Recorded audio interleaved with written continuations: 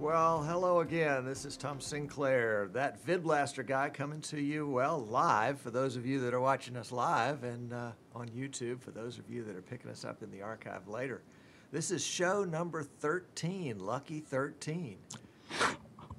And I've got Martin Kay with me, and he's on Skype. He's over there. We've got a live mic with him, so we'll bring him in just a second. But if you're joining us for the first time, I want to tell you a little bit about what we do. That VidBlaster Guy is basically a show that talks about the video production software VidBlaster. And VidBlaster is a great product. I've known about it for several years and have just loved it.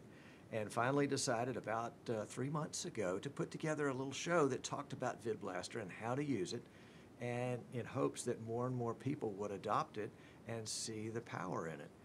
The basic premise of this show is that one guy with one PC can do one pretty darn good broadcast. Now, our goal is for that awesome broadcast, and we're getting there, but sometimes the steps seem incremental. And I'm using a very simple computer. It's an i7 Intel processor with a terabyte hard drive and a solid-state hard drive, and a very inexpensive video card, and a Logitech C920 webcam. Not fancy stuff, but what pulls it all together and makes it work is the VidBlaster software. The show that we do every week generally has one of three themes. We're either talking about sports broadcasting or internet talk show broadcasting or church broadcasting, and today we're sort of veering off that tri-theme, and we're going to talk a little bit about video, and who knows where else our conversation will lead us.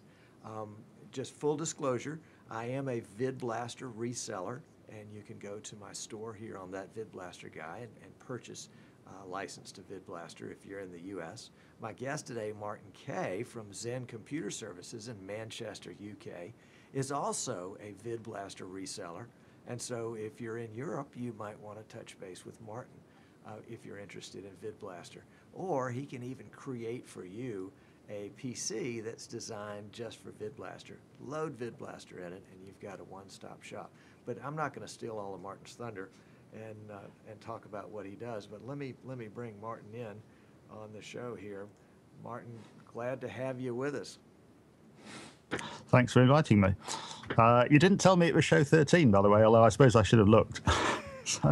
Well, I didn't want to prejudice anybody's ability to see this as something that was worthwhile. So anyway, delighted to have you. Tell me, I did steal from your website and put a little bio of you on that VidBlaster Guy with your picture, so I apologize. I should have gotten your permission for that. But I figured since you had it on your website, you wouldn't mind if I put it on my website. But tell me a little bit about your background and where video and internet and all that stuff sort of appeared. Where did you come from? Well, I got interested in TV when I was at university. There was a student television service, and through that, when I left, I left in my second year because I wasn't doing that well on the course, but I was pretty interested in audio, and I managed to get a trainee's job with one of the network TV stations in the UK, which is called Granada Television, which happened to be back in my hometown of Manchester. And I joined as a trainee sound engineer, and I was there for 20 years. That was in 1973. So I had 20 years in broadcast television, during which time microcomputers were invented. And when I was at university, the only sort of computers they had were big mainframes. You had to put a program in on punch tape, and you got the results back a week later. So it didn't seem very interesting. But I was in America quite a lot doing a current affairs program called World in Action. And I bought my first computer kit around 1980 and learned how to program. And then when the Amiga came along in the mid-'80s, and you could genlock that and you could start doing things with video, that really kind of took off, and I started writing software based on what I was sort of seeing at work. So I wrote an autocue system and a subtitling system and a few other bits and pieces like that. And it started getting more interesting than doing sound. It got to a point where sound recording started to repeat. I'd done pretty much all the shows you could do. So I left at a point when I was trying to get rid of some staff and set up on my own. And that's now almost 20 years ago. So I've been involved with video editing and all sorts of video-related, computer-related business for a long time. And you have your own company, Zen Computer Services, in Manchester. Yeah, it's basically just me. I mean, it has been a little bit bigger, but most of the time it's just me. Building systems, doing anything really that's related to video, audio, and computers. And so inside your company, company communication is not a problem. Because it's just you. Yeah, exactly. Oh, very good. Now, all right, so 20 years you've been building PCs. Obviously, PCs today are radically different, at least in their power, than they were, golly, in 1993, 1994. Goodness gracious. It's almost like the promise that we got back in the early 90s is now finally being fulfilled. Absolutely, yes. I mean, it was just a big feat to be able to play back proper video, proper NTSC or PAL video off a computer in the mid-90s. The first device I had was a thing called a DPS personal animation recorder, and you needed a dedicated hard disk. I should have picked it up and got it because I've still got a 9 gigabyte drive, which is a full-size 5 1/4 drive that cost, I think, the equivalent of about $2,000 for a 9 gigabyte drive. And it wasn't particularly fast. I mean, any commodity 2.5-inch drive these days is several times faster. It is amazing the difference in price and in power. Yep.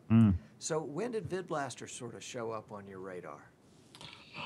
At the beginning of 2011, I had an inquiry from one of my customers who wanted to be able to stream a small live event. It's essentially someone who was doing training events to people who are scattered all over the country. And rather than go around and visit them one at a time, they had the idea that maybe they could do something like we're doing now. So you do an internet broadcast and you have a kind of chat room page where the people at the other end can make comments and ask questions. And it works out a whole lot cheaper. So that's what led me to finding VidBlaster. And that worked for your client? It did, in that we did a successful test, but then it actually wasn't taken up. So that particular thing didn't go ahead, but there's been quite a lot of other things since then. Indeed, very cool.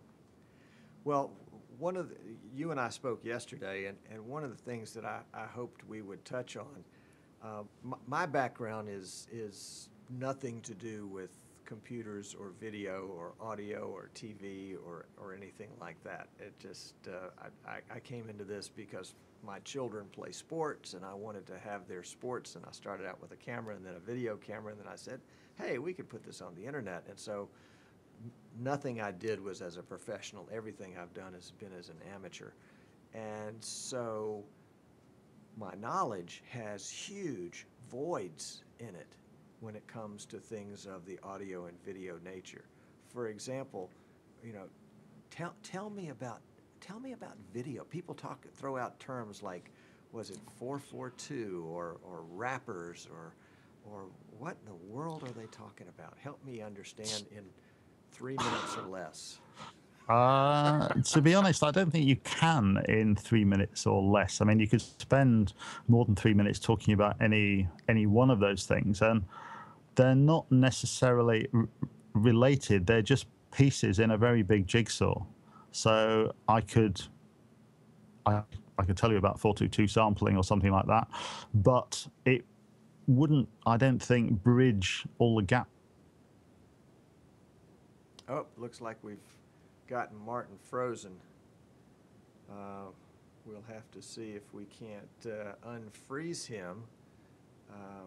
He is in Manchester, England. We'll see if we can't get him back here. Hang on just 1 second. The joys of Skype.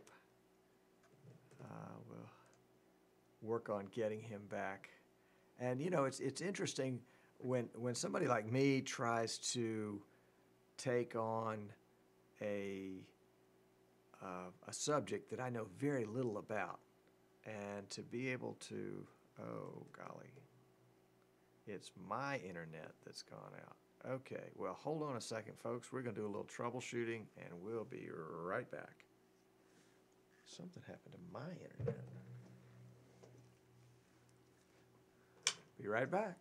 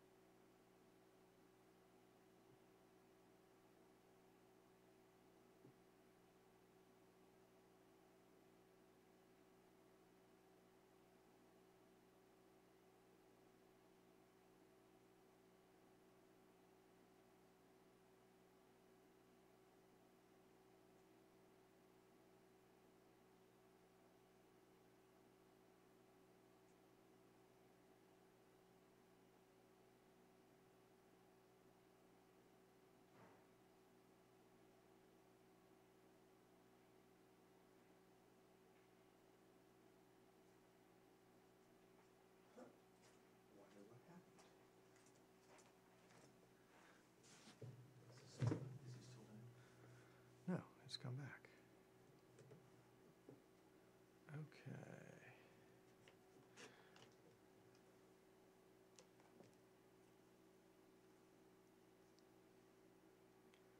All right, folks. Looks like we've come back online. Not sure what's happening in the neighborhood that might have decided to have us cut off all of a sudden. But let's see. Let's try to get Martin back now that we've got it. The joys of this wonderful new technology that sometimes works right. There he is. I think we lost our internet here locally for a brief moment. And Martin, do we have you on sound? I hope so. Yes. I can certainly hear you. So, very good. Okay. All right. Well, sorry about that, folks. If you're watching us live,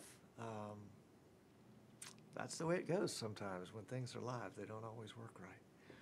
Martin was just explaining how he cannot fill in all the gaps in my video knowledge in 3 minutes or less. Well, I think you have to ask something more specific. I mean, if you want to ask about a single thing, then I'll possibly answer that in 3 minutes. Let me come at it from a newbie perspective. Knowing what you know about me and imagining me a year or two ago when I was coming into it with my video camera and my laptop computer and wanting to do all this, what advice, if I was going to go out and spend money to buy something in order to get a show on the internet, where would you suggest I spend my money? How would you, if I gave you $1,500, which I guess is what, about £1,000, something like that? How would you spend my money to put together something to get me on the internet, or would you need more money? Good question. Very good question. Does that include the computer or just the audio and video gear? Ooh, yes, you're going to spend lots of my money, aren't you? Let's say it includes the audio and video gear. We'll go from there. Okay. Well, my first advice would be to look for second-hand equipment, because there's not much that you need to buy that's new that you can't get second-hand, and buy it cheaper. And I think you've already discovered for yourself that you can buy second-hand camcorders where the tape mechanism's broken, but they're perfectly good for getting a video output from. And in fact, old cameras are in some ways better than modern small camcorders, because I've noticed that some of these little camcorders that you buy, the consumer ones, they go into standby mode if you don't actually record anything after a certain length of time. So you put it on, you've got a picture, you set it up, and then after about 10 or 15 minutes, it times out and it switches off. So what I would suggest you look for are what you might think of as old-fashioned cameras that were intended for professional industrial use, not necessarily broadcast, but equally there's quite a lot of broadcast kit that's actually getting chucked out and almost given away. So you might think, I don't need a broadcast camera, but to be honest, they're actually easier to use, in my opinion, than a lot of these little domestic consumer camcorders where you get a menu and everything's through a function and you can't really see what you're doing, as far as I'm concerned. And everything's automatic, but that's not actually a good thing. All you need, I mean, I've got a camera here that's set on manual focus, manual exposure, because if it wasn't, if I was to use a webcam, for example, I can show you exactly what it would look like. It would look like that. Now that is a webcam that I've stuck up, and it's just not designed to expose things correctly unless everything's very dim. It seems to be designed so you can get a picture if the only illumination on you is from the computer screen. But when you light yourself properly, it actually gives a pretty horrible picture. There's nothing you can do about it. I've hunted for controls. There aren't any controls. It's just fully automatic. And in my opinion, it gives an absolutely dreadful picture. That was striking. On the other hand, I've got an old, if you look at this picture, which is from the camera over there, now that's an old, a relatively old camera from probably the 1990s. It's an early CCD camera. It isn't a camcorder, it's just a camera head. It's got a mains back end on it, and it gives a video output. But you can set that up so you get a decently exposed shot. And that cost me, I think, £150 off eBay. And is a great camera for this sort of thing. So you don't need to spend a lot of money, but I would advise buying what I think of as proper cameras. I mean, that camera has an interchangeable lens where you've got a separate zoom, focus, and aperture controls. You just put them all on manual, you set it, and that's it. It won't hunt up and down. It won't suddenly stop down if you have a bright object in shot. So it's actually surprisingly easy to use. There aren't that many controls on it, but they're all on the outside. They're all where you can physically get hold of them, as opposed to having to dive into a menu and try and find out how to change the focus or the exposure or the white balance or something. That's just got a white balance switch on the outside. You choose daylight or tungsten. Very easy to use, and it gives a reasonable picture. So look for second-hand kit. If possible, look for professional kit. Now, audio, you can buy even older audio equipment, because audio really hasn't changed that much. In the 40 years since I started, there are still lots of microphones and headphones, and even old mixers, provided the controls on them haven't sort of gone all crackly. The actual design was very good 20, 30, 40 years ago. I mean, unlike video, where you could say if you bought a video camera from the 1980s, it probably wouldn't be very good, particularly if it was only a consumer camera or a domestic one. But professional kit was quite reasonable, and professional audio kit even more so. In fact, a lot of old microphones are quite sought after. And I mean, for example, the microphone I'm on now, which is just above my head, is a Sennheiser gun mic. They've been around for 30 or 40 years. They're still a classic microphone. They still get used in TV every day. There are people still using them. If you can pick one of those up secondhand, it'll last you a lifetime. And I've got some of my microphones are indeed 30 years old, and they're still perfectly good. They're good broadcast quality microphones, and you don't need to spend a fortune on them. So that's my advice in general. Look for second-hand kit. Obviously, a computer, you need an i7, you need a fast computer. You're going to have to buy that new, probably, because computers change so fast. But in terms of audio and video kit, it isn't the same. So you don't have to think that buying the latest gadget is definitely going to be the best and that you really have to spend a lot of money. Gotcha. I mean, the other thing is, on my particular setup here, I've got all sorts of different inputs and capture cards. I've got USB, I've got an intensity shuttle, I've got an Osprey 100 card, which is a very good little card.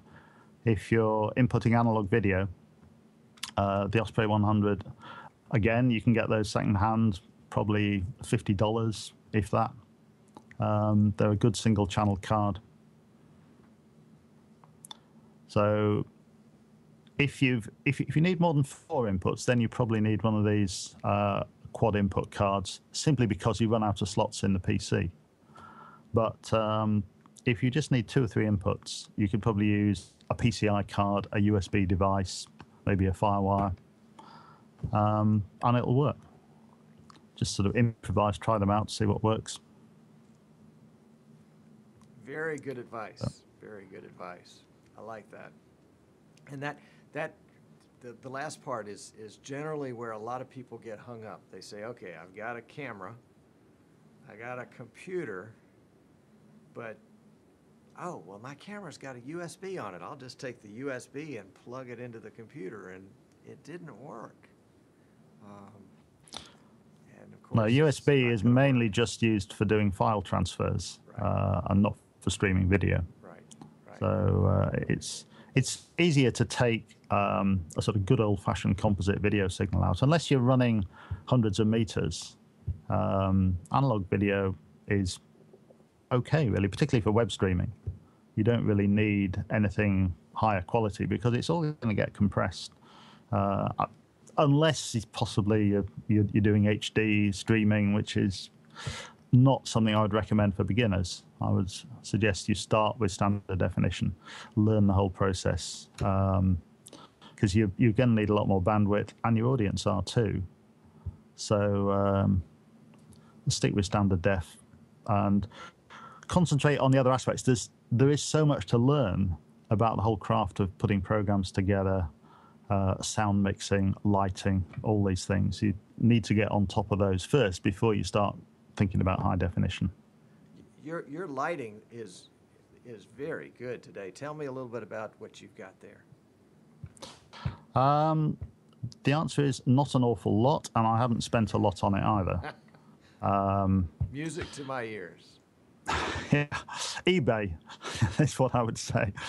The one thing I've learned about lighting is that your main light, that's the light in front of you, the key light, that needs to be good quality in terms of the color purity.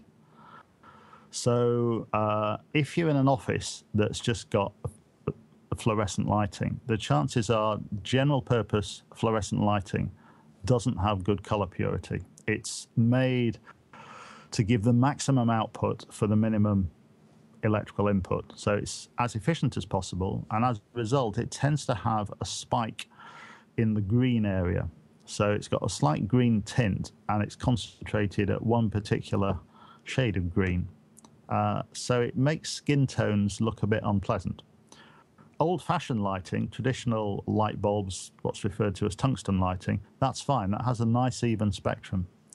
So anything from a work light that you might get at a hardware store, with a tungsten kind of strip bulb in it, through to things that are explicitly designed for filming, the sort of classic redhead lights, which is actually what I'm using here. A couple of the lights I'm using are redheads. They're tungsten, so you get decent quality out of those. You can get good quality fluorescent tubes, but you need to look at the tube specification. And they have what's called a CRI, a color rendering index. And the basic ones are 70 or 80 on that index. And the high quality ones, which are intended for people, for example, doing print work where they need to look at prints and actually check that the color's right, or art galleries, museums, things like that, where they want things to be displayed and to appear as if they have the right color. Those sort of tubes have a CRI that's in the 90s. So if you look for those tubes, you can still put them into any light fitting. So any standard fluorescent light fitting, which normally wouldn't look very nice in terms of the color purity, if you simply go out and buy some high quality tubes and put them in, you'll get quite decent quality light. And that's essentially what I'm doing here. My main light, which you can see in this shot, which is kind of up there, is dual 4-foot strip light, but it's got high quality tubes. And the other thing is that it's got a high frequency ballast, so you don't get any flicker from it either. And that gives quite a nice wide soft light. So that's my key. And then if I take out the other lights, that's essentially all I've got. And then I've got two more lights behind me. So if we fade that one up, you'll see that's putting in a little bit, no, on that side, just on that side of my face. That's sort of adding a bit of fill. And then I've got another light on the other side at the back, which push that light up. Let's see, what's that doing? Take this one out.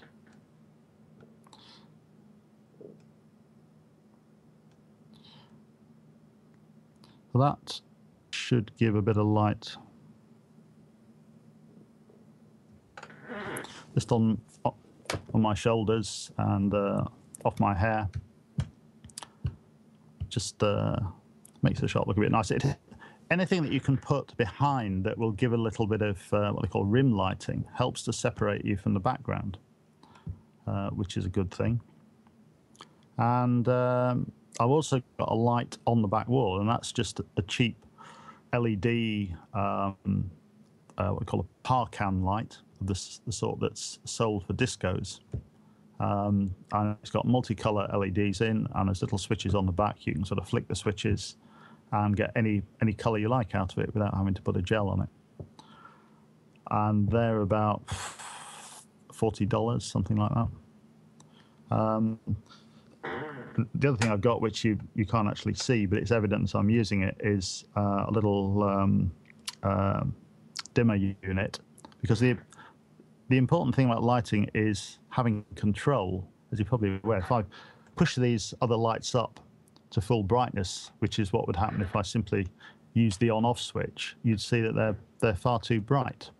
So having a dimmer unit, and this one on eBay was about $70 secondhand, just lets me bring the lights down to a level where they balance with the light in front of me. And that's the important thing about lighting. You need to actually look at the results. It's difficult to predict, to just say, okay, we need sort of that light and it's going to be that intensity, and another light with a certain power. You need to actually be able to look at the shot and start with the key light and then fade up the other two lights, or however many you've got, and just adjust them until you can see that they're doing something, but they're not completely dominant. They're not burning out the shot. I'm sitting here thinking, okay, I've got to redo my lighting, I got to redo my cameras, and this is good stuff. This is very good stuff. Very good. And I want one of those dimmers, except all I'm using right now are those little spirally compact fluorescent bulbs made in China. Unfortunately, yeah, you can't dim those, but you can get, I mean, if you use the long tubes, then if you've got an area that you're using as a studio, you could probably actually mount those either on the wall or hang them from the ceiling or something, or make a frame that you put in front of you and just put a couple of those lights on. And I've got them in housing, which is what over here they call an IP65 housing. It's a sort of splash-proof housing that's used in warehouses and factories where it might get a bit wet. It's not sort of 100% waterproof that you could immerse it in water, but it's I think it's also non-corrosive. So it's a plastic cover, and it's got a seal on it. And inside of those, you can buy those with these high frequency ballasts in a dimmable version. So if I might have to dive off the camera a moment, but if I put this other shot on and make sure I don't fall over my earpiece, grab the cable, I can completely dim that down and turn it up again, and obviously do any level of light in between. So a dimmable light's obviously even nicer than a standard one, but the key light's probably less crucial in terms of dimming, because you start by putting the key light up and you then adjust the exposure on the camera so that your shot is correctly exposed, and then you add in the other lights. So as long as you've got control over the other lights, and if you haven't got dimmers, just try moving them further away or closer, or you can get what we call scrim or a tracing paper, something that might diffuse it. You can also get gels, ND gels to put over lights, but of course they get hot. So it's best to be able to reduce the power at source. But the lights at the back don't have to have particularly good color purity. It really doesn't matter. I mean, if you like an interesting effect, you can have them different colors. You can use red or blue or something, and it'll look quite interesting. I mean, if you look at what happens in music shows on TV, very often there's a lot of colorful lighting on the set, and quite often blue, because blue's a receding color, which I guess is why I've got a blue behind me, you've got a blue background. It's a receding color. Red's an advancing color. That's sort of traditional art theory. So you can have all sorts of colored light going on around you, provided the light that's hitting your face is good color purity, good quality, so that people can see the skin tone on the front of your face. The rest of it doesn't matter, and you can create any sort of interesting effect you like. Outstanding. Wow. Now the light in front of you is a fluorescent. Yeah. The light behind you, is that a tungsten or a fluorescent as well? Those are both tungsten lights. Okay. They're what they call redheads. Okay. Filming 800-watt lights, which, as you saw, if I put them on full, they're far too bright for use as a backlight. Watts? Yeah, oh, yeah. Wow. But I've got them dimmed well down. The ones in front, I mean, the fluorescents are 36 watts each, so there's two fluorescents, two 36-watt fluorescents. Okay. Now, don't those make a lot of heat? The 800-watt ones would do if they were on full. Okay. But they're not. They're dimmed a long way down. I mean, I could use smaller ones. It's just that I don't have any smaller ones. Gotcha. these sort of lights were very common. I mean, if I was making a studio, what I'd probably do is just buy some little LED lights, little kind of LED spotlight things, an MR16 12-volt LED fitting, and experiment with those, because you can get dimmers for those. And if I had a studio a bit like yours, where it's not terribly big, or even where I am here, I would probably make a rig. I'd sort of make something, a pole, a bit like a sort of large hanging rail that you'd hang clothes on. Just make something that goes across behind me, and then I would hang the little lights on that. And they wouldn't have to be terribly far away, as long as they're out of shot, and then just adjust them until it looks right. Outstanding. Yeah, and it is what looks right.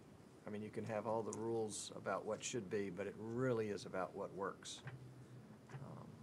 It is, yes. I mean, it is very important that you actually look at what you're doing and have a monitor and adjust things. Just keep playing around. Outstanding. Let's switch subjects for just a second and talk about PCs. Because video is obviously critical in this medium. Audio is important, but it's the PC that really puts it all together and makes it happen. If I were if I were building my own PC, let's say I've done it a time or two and I feel pretty comfortable doing it, where would you advise me to start? i7 processor. Does it matter what i7?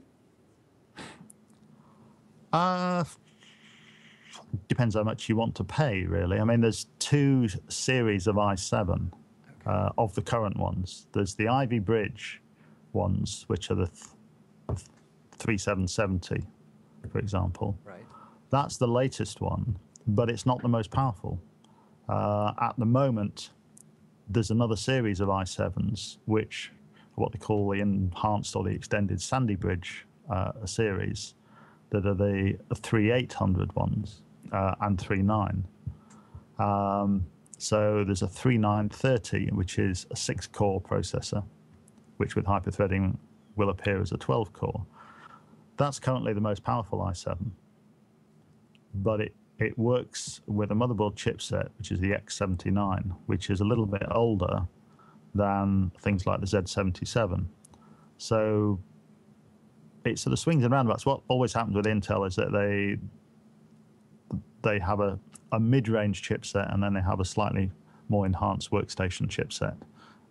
And they leapfrog each other in terms of, one comes out and then 6 months later they have a version of the other one, and then 6 months later, the other one, and so on. So at the moment, it's the mid-range one, which is the latest. And if, for example, you wanted a motherboard that had Thunderbolt on it, you can only get that with the Z77 chipset, and not with the higher end one. And I actually was talking to someone from Intel at a components at a trade show in September, and I asked the question, will there be a Thunderbolt chipset for the higher end i7s? And he said probably not in the foreseeable future, because there's not enough interest in it. Really? Most of the interest does seem to be in the sort of specialist video market, but unfortunately that isn't really enough for them. So they'll wait and see how it goes with the Ivy Bridge models, where you can get Thunderbolt. And it depends who brings out peripherals. That's the big thing. If enough people bring out the peripherals, then they'll put it on the motherboard. But it's a chicken and egg situation. Who's going to bring out peripherals if there aren't the motherboards? Right. Indeed. Well, now, how does the Ivy Bridge, and I'm talking in terms of specifically a PC that's designed for streaming now, how does the Ivy Bridge compare with the Sandy Bridge, which was, I guess, sort of the previous version of the mid-range processor? It's a bit of an improvement. I'm not saying it's, as far as I know, it's not radically different. By default, it works with faster RAM. It can support more PCI Express lanes, it's a bit faster all round. Plus, it tends to have quite good quality graphics on board, which don't compromise anything else. In the previous series, you could either have onboard graphics that kind of work well, or you could have high performance in terms of the memory bus and PCI lanes, but you couldn't have both, and the Z77 does combine both. So it's good value, certainly. Most of the edit systems that I'm building are based on the Z77 chipset. Outstanding. But if you want the ultimate, then one of the 6-core processors is going to be better. And if I were writing a check right now for a 6-core processor, $1,000? For the system, well, the processors are getting on for $500, I think, possibly more. Oh, okay. Okay. And then there's your motherboard. I suppose actually for streaming, you don't need a high-end graphics card. I'm thinking in terms of edit machines where you typically need a graphics card that's say $250. So that bumps the price up. Right. I remember For pricing streaming, out the 3930 a while back, and my recollection was it was $800 or $900 US. And so could be. if it's come down to 500, that's very interesting. That's almost. I'm trying to convert into dollars. In pounds, it's a bit under 400 pounds. Okay. Which I suppose is more like $600. Yeah. All right. Very good. Very good.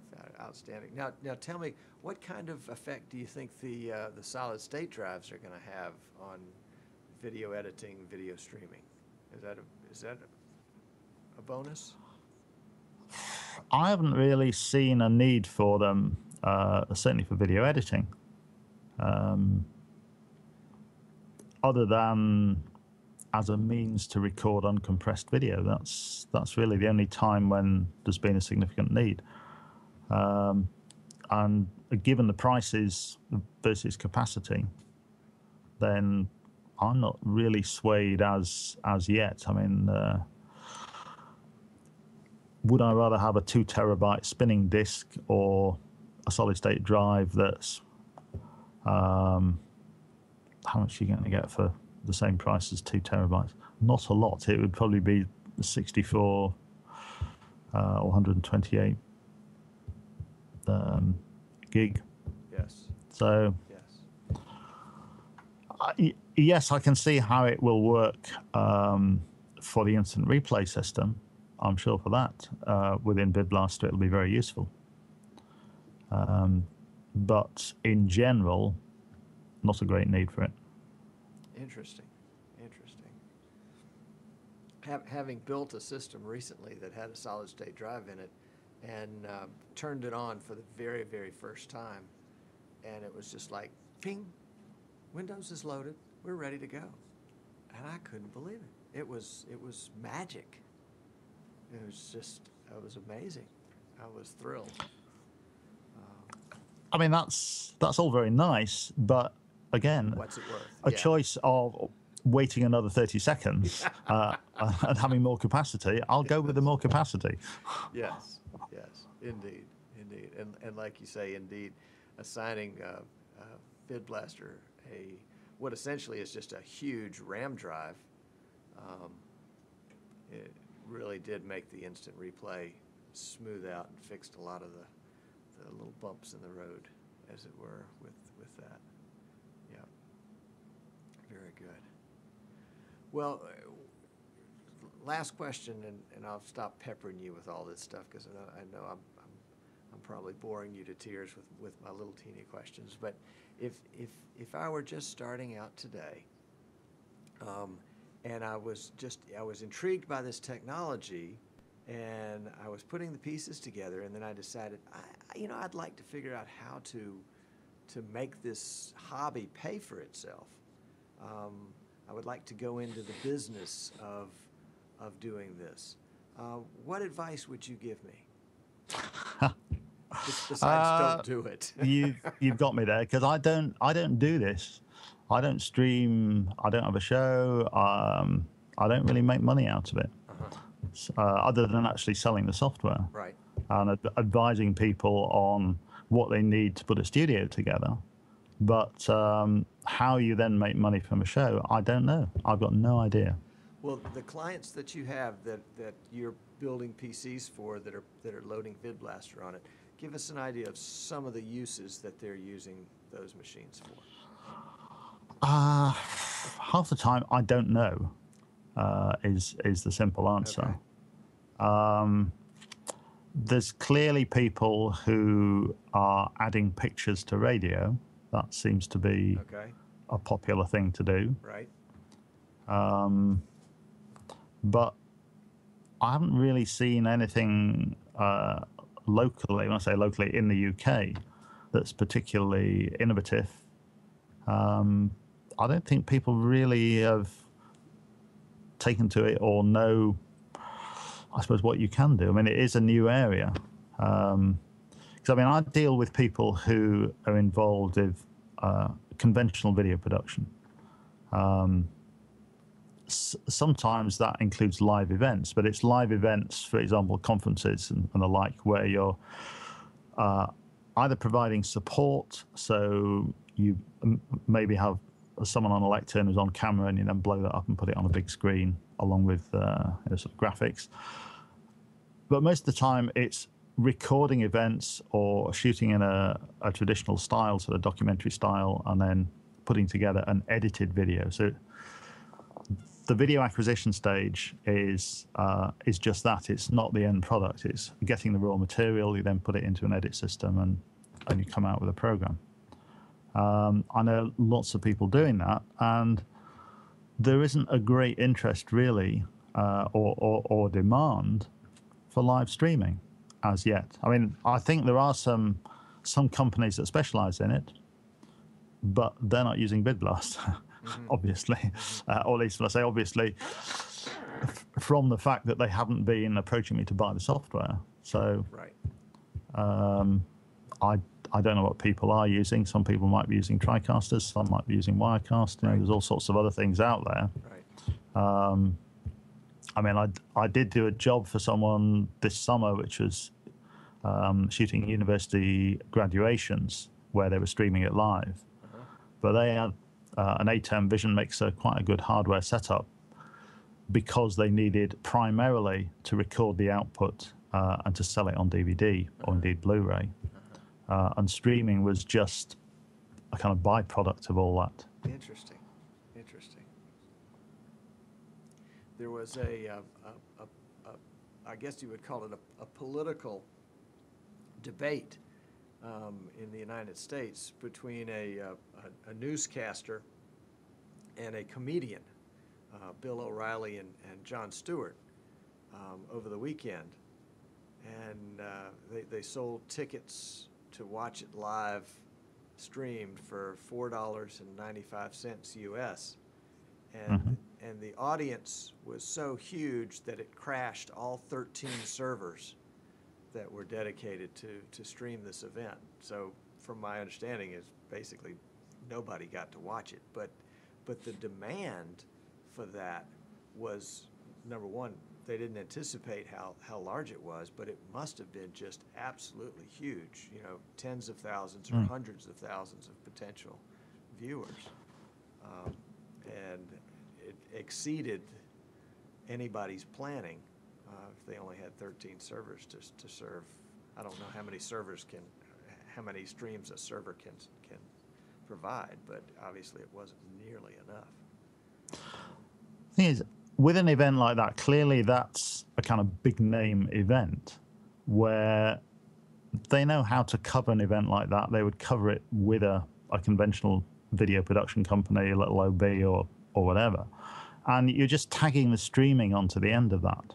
Right. So people like that aren't going to buy VidBlaster. That's the unfortunate thing. True, yeah. So, yeah, sure, there's plenty of things that get streamed. I mean, the BBC do loads of it. But that doesn't really help people like you and me to know how we would do something and stream it and make money out of it.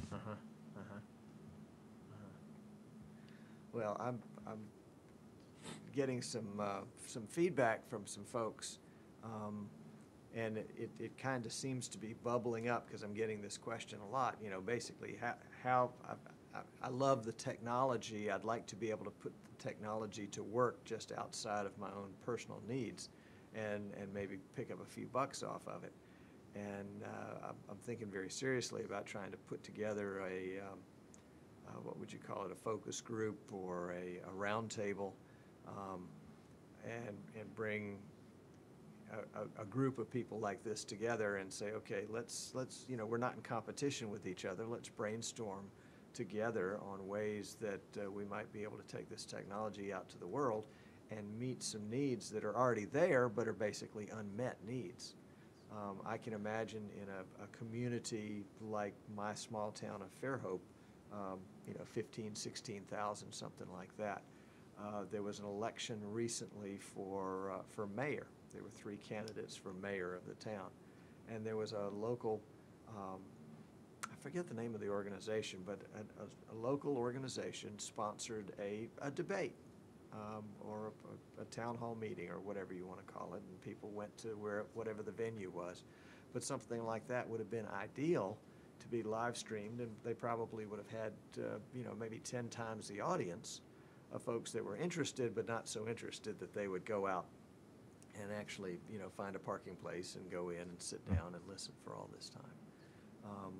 Certainly in the sporting area, we're picking up a great deal of interest, with lots of folks forming companies and forming partnerships with schools. I had a call from a fellow yesterday who's up in Wisconsin, Minnesota, and they have 12 different high schools that they're working with, streaming their sporting events, and they've basically set up little small teams of 3 or 4 people, and a laptop computer and a couple of cameras, and they'll go on site and set up the whole thing and stream it, and the school provides the talent to come in and talk about whatever's going on in the event.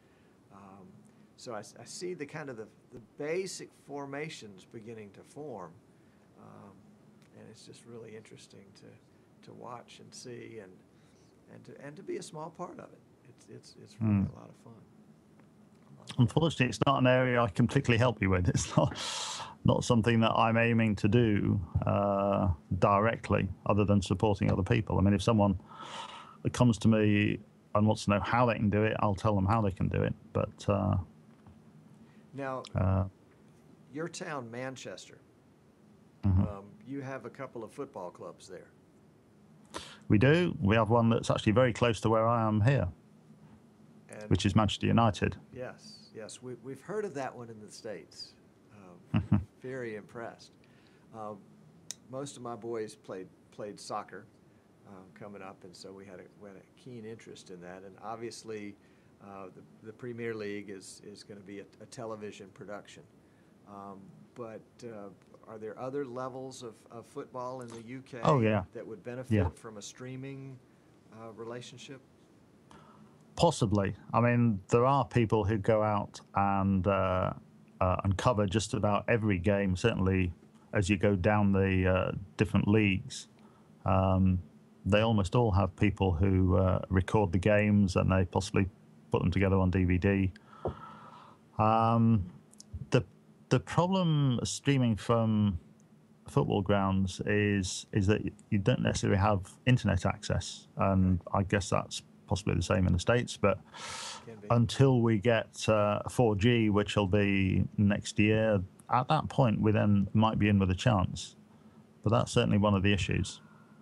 So 4G is not present. Okay. At the moment, we've had a big thing in the UK over changing all the TV transmission frequencies to free up some bandwidth, which is then being auctioned off. It's also unfortunately meant that all the radio mic frequencies, or not all of them, but certainly a lot of them, which are on what we call channel 69 on the UHF band, they've all had to be moved. So there's a load of people with radio mic equipment which firstly, it's going to be illegal after the end of this year, but shortly after that, once the 4G services start up, it'll be, there'll be other things transmitting on the same frequencies, so they'll be unusable anyway. Now, when you talk about a radio microphone, that's not something that I don't use that term here. That would be what we would call a wireless microphone? Or Yeah. Okay. Yeah. Okay. So not a walkie-talkie or a. No. It's we just call them radio mics, Okay. wireless mics, whatever. Gotcha. Transmitter, receiver. Right. Okay. I think that's happened in the U.S. too, because I've gotten some notices of equipment that I used to own, and I was getting a notice that I wasn't going to be able to use it anymore. And I'd sold it years ago, but still. Okay, so 4G has not yet arrived. That's fascinating. I think that will provide perhaps the missing link in a lot of areas. Could well do. Wow. So, okay. We've had 4G in our little area. We happen to be very close to a large metropolitan area, Mobile, Alabama. But we've had 4G for about, I'd say, a year and a half. And it's astounding. It's astounding. I mean, we took a family trip over the weekend, and we're cruising down the interstate, and my wife is, she's on her laptop looking at Facebook, because we've got this little wireless device that goes along with us, and we're a mobile hotspot. It's cool. Well, Martin, I've taken up far too much of your time, and you've been most gracious to talk with me last night and then to spend so much time with me today. I can't tell you how much I appreciate not just your presence here, but your support and encouragement of me personally in trying to put this show together over the last 3 months. It's really there's before we finish, there is one thing that you mentioned yesterday that we seem to have forgotten about. Okay. Which I just thought we might explain a bit, which was the animation from last week, the animated transition. Oh, yes. And the kind of general principle behind it, if anyone wants to do something similar, in the sense that, I've actually done another, a very quick one, which I can show you, which, where are we? If I, let's get something else. Something different. Give me a moment. This is probably the icing on the cake right here, and I almost left it off. Wow.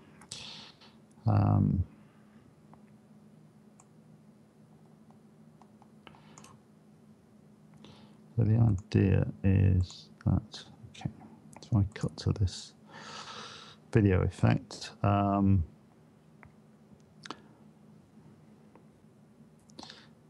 That's just essentially something that, right, let me start again.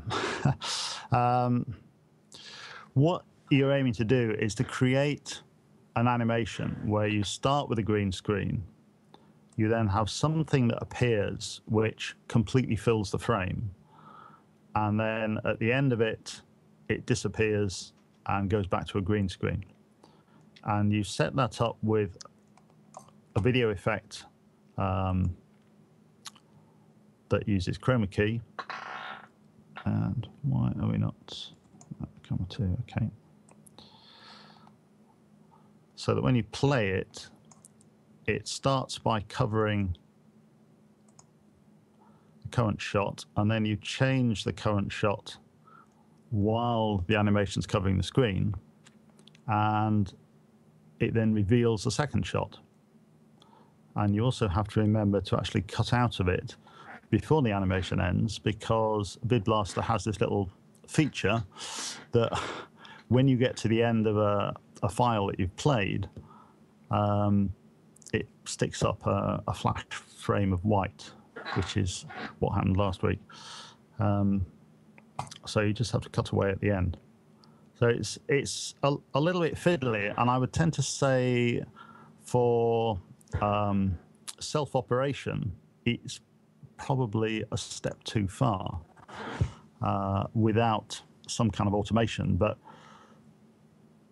given that it can be done in VidBlaster, I'm sort of hopeful that, if we show people this is the sort of thing you can do, and all the underlying technology is there, then possibly we will get some kind of added feature built into VidBlaster, which helps automate the process so that you can then just press one button and it will play the animation, and after a preset time, it will switch the background image, which is what it needs to do. So it's a little bit fiddly to use, but it's an example of the fact that you can create things that are really quite interesting and quite slick. And as with the one that you were using last week to introduce the interview, that had a bit of music with it. So you cue the thing, it puts a musical sting in, and it just helps to link from one section of a program into another.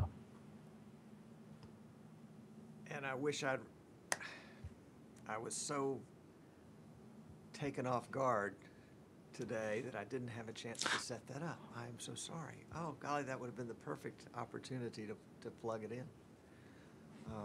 And I hesitate to try to do it now because I'll probably get it. And I wasn't even operating it the way that you had intended it to be operated.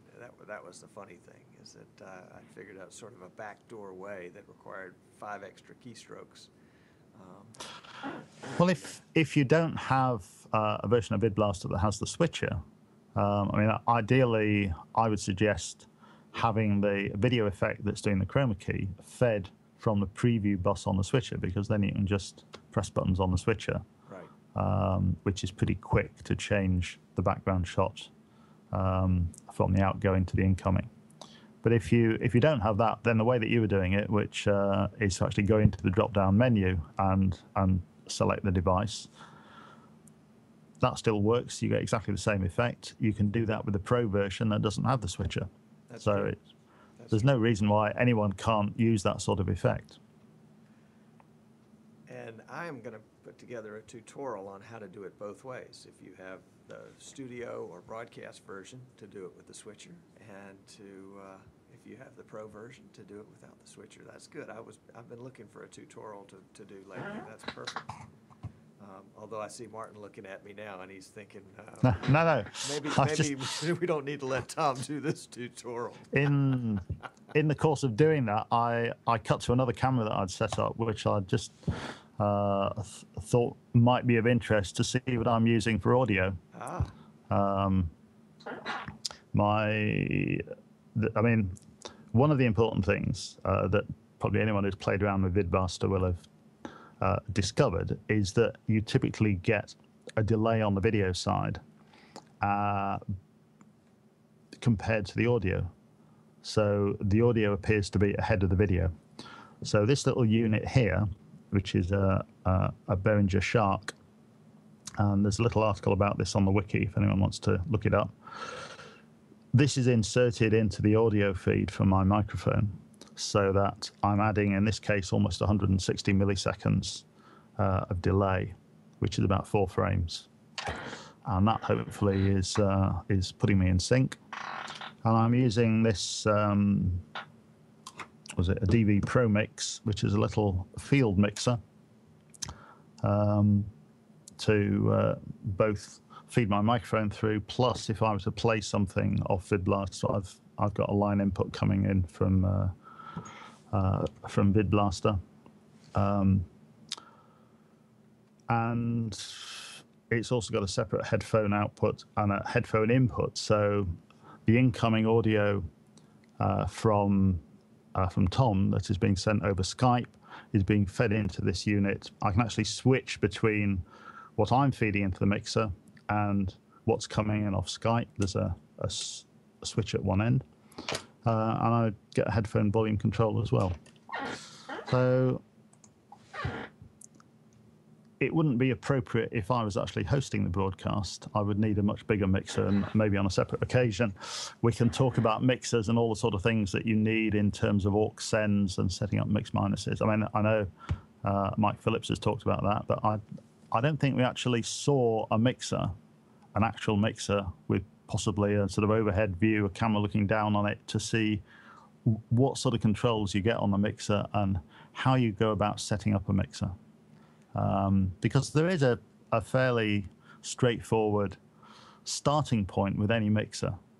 And it isn't just a case of you kind of twiddle all the knobs. You put certain knobs, you start with the output controls, you put them on the designated positions, and you kind of then adjust the input. There's usually an input gain control which you adjust to then get the right level. But we could cover that in another session. I am delighted. I'm delighted. And I'm looking forward to that. And we have to get a date, but not right now. Not right now. This is good stuff. This is good stuff. And has any? I haven't really been looking at the chat room to see if there's any questions being asked or anything that anyone wants to know about. Yeah, when I lost my internet, I lost my chat. Ah, that's true. Yes, we probably all have. So, and I got that strange message that said I needed to update some sort of Flash server or something, so it's not working. Yeah, I had that last week when I was trying to view the show. Yep. I couldn't get onto the chat. I'm not sure what it is.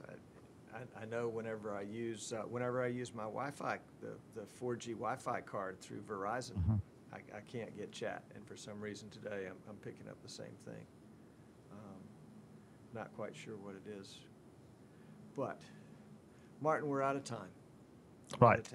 It has been such a treat for me. I can't tell you how much I was looking forward to this and how much I appreciate you coming on the show today. And with the promise already that you'll be back and we can delve into mixers, I think this is going to be a lot of fun. Yeah. A lot of fun. Well, thank you. All right, folks. Well, we've come to the end of our time. Sorry for the technical problem there in the middle, but that's just the way it goes sometimes. I'm Tom Sinclair, that VidBlaster guy. I hope you'll tune in with us next week on Tuesday afternoon at 3 o'clock Eastern, when we'll have we'll have show 14, and we'll have some exciting things. If you haven't already, follow us in Twitter. It's at VidBlaster Guy, and you can keep abreast of who our guests will be and what our subjects will be, and when we post any type of videos. And then we'll look forward to seeing you next time. Thanks so much.